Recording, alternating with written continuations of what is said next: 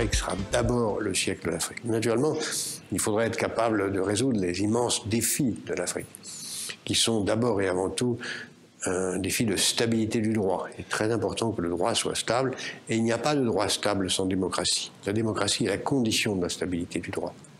Il faut une stabilité des frontières, il faut une capacité de maintenir un système éducatif fort et de créer les conditions d'une coopération entre les pays africains, les uns avec les autres, pour désenclaver les frontières anciennes. Et puis aussi, il faut se rendre compte que pour ce qui est des pays africains francophones, ils ont un avenir considérable, puisque la francophonie, qui rassemble aujourd'hui 200 millions de personnes, dans 30 ans pourrait rassembler, si le système éducatif de ces pays continue à se maintenir, plus de 700 millions de personnes.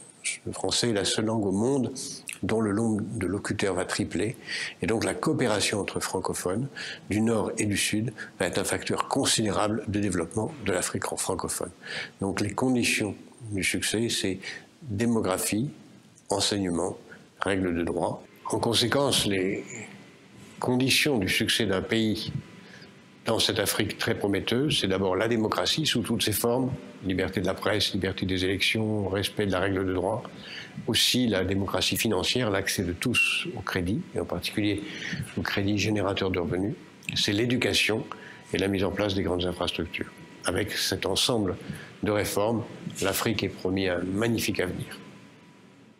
Et à propos de M. Alberto Olympio, dont il a rédigé la préface du livre intitulé « Je prends le parti des Togolais », M. Jacques Attali écrit « Alberto Olympio pourrait continuer de vivre une vie passionnante comme chef d'entreprise.